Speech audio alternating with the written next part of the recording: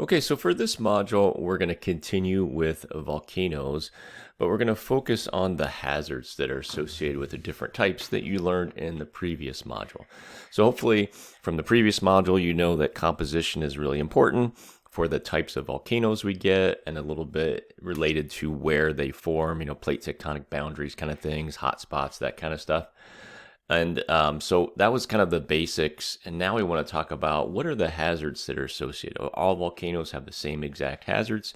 Well, hopefully you've learned a little bit about that and realized that composition, once again, is playing a role here. So explosivity, how explosive something is really related to the composition. More felsic material tends to be thicker and gooier, trapping gases, causing pressure to build, and being more violent. So we want to look for those violent types of hazards as opposed to something like Hawaii that is pretty chill in explosiveness level, but has different hazards. Lava flow is probably the biggest. So what we're going to do for the lecture part here, there's these 3 links. So of course there's the PowerPoint and then a little overview. There's the textbook, online textbook that I want you to look up the monitoring, like how do we monitor, and it'll review some of the hazards. But really what this PowerPoint here and the little video is just a review. It's kind of running through the hazards really quick, just giving you an overview. What I really want you to do is go to the USGS volcanic hazards page, and it should look something like this when you get there. And here are the hazards I want you to review. So there's ashfall lava flows, right? Like the picture right here to the right. Lahars, which are volcanic mud flows. There's volcanic gases that can be issues, right? That can either be CO2 or something poisonous. Pyroclastic, now this is called pyroclastic density currents. We use the term pyroclastic flows a lot, and so they're the same thing. And then volcanic landslides. So your mission here is to just click on each of these and read the information that's on that one page right there. So if you just kind of read through those really quickly, you should have the information that you need to complete the quiz for the lecture. Remember, you still have to look at some of the monitoring things. So there's a couple questions on how do we monitor volcanoes? Like how do we know there's going to be an eruption? What are we looking for? So look at that information. So I guess if I'm recommending, what you want to do is probably watch this little video. It's just a quick overview. Then jump here, read through the hazards, and then look at the monitoring part in this online textbook, and you should be good to go. For the rest, these are just some additional videos that are demonstrating some of the hazards. So yes, there's imagery in the USGS, but sometimes it's nice to see a video that actually shows what it looks like when it's actually happening.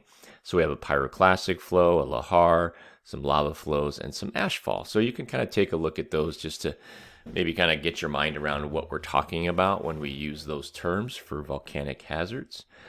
And then the article is going to once again go back to the United States Geological Survey. They have this article about Yellowstone. So if you're unaware, hopefully you have a little knowledge now, but Yellowstone is a hot spot. It is in the continental US, so it's going through continental crust, which is very felsic.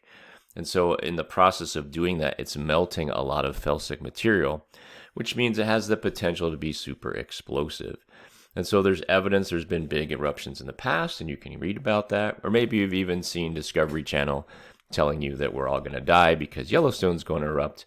And potentially that could happen at some point, but probably not in your lifetime. But there is evidence of past big eruptions there, so you can take a look at that for the article quiz. And then for the homework, you're just going to jump to the homework assignment here. I'll just show you really fast. And then within the homework, there's some links. So I want you to learn a little bit about Mount Rainier, and then you can answer some questions about Mount Rainier.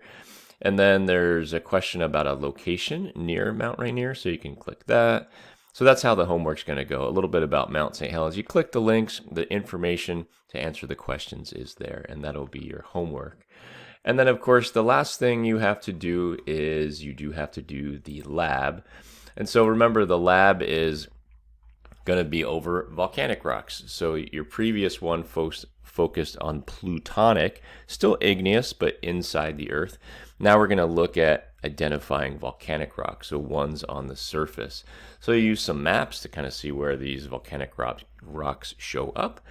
and then being able to identify them using the same processes, texture and composition / color, except the textures will be a little different from the plutonic ones.